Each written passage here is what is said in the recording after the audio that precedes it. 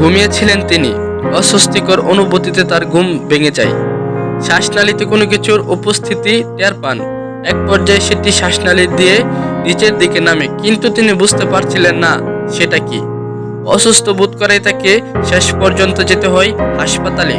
পরীক্ষা নিরীক্ষায় ধরা পড়ে সেটা একটা তেলাপোকা। অবাক করা ঘটনাটি ঘটেছে চীনের এক ব্যক্তির সঙ্গে, তবে তার নাম পরিচয় প্রকাশ করেনি স্থানীয় গণমাধ্যম।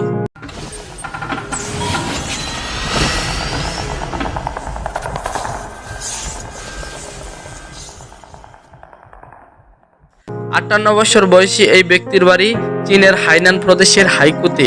এক রাতে তিনি ঘুমিয়েছিলেন। শ্বাসনালীতে কোনো কিছুর হামাগুড়ির অদ্ভুত অনুভূতিতে তার ঘুম ভাঙে। এক পর্যায়ে তিনি অনুভব করেন কিছু একটা শ্বাসনালী দিয়ে নিচের দিকে নেমে যাচ্ছে। তখন তার কাশি হচ্ছিল, কিন্তু তিনি কিছুতেই ঠাউর করতে পারছিলেন না যে শ্বাসনালীতে কি হচ্ছে। তিনি আবার ঘুমিয়ে যান। পরদিন সকালে ওঠার পর নিত্যদিনের কাজে ব্যস্ত হয়ে পড়েন তিনি। বিষয়টিকে তিনি আর তেমন গুরুত্ব দেননি। কিন্তু পরের 3 দিন তার শ্বাসনালীতে সমস্যা হয়। মুখে হয় তীব্র দুর্গন্ধ। ব্রাশ করা সহ মুখে নানান যত্ন নেওয়ার পরেও এই দুর্গন্ধ দূর হচ্ছিল না। কাশির সঙ্গে সঙ্গে হলুদ রঙের থুথু বের হচ্ছিল। এই অবস্থায় তিনি চিকিৎসকের সহায়তা নিতে বাধ্য হন। হাইনান হাসপাতালে ছুটে যান তিনি। সেখানে একজন নাক কান গলা বিশেষজ্ঞকে দেখান। তার শ্বাসতন্ত্রের উপরের অংশ পরীক্ষা করে অস্বাভাবিক কিছু পাওয়া যায়নি।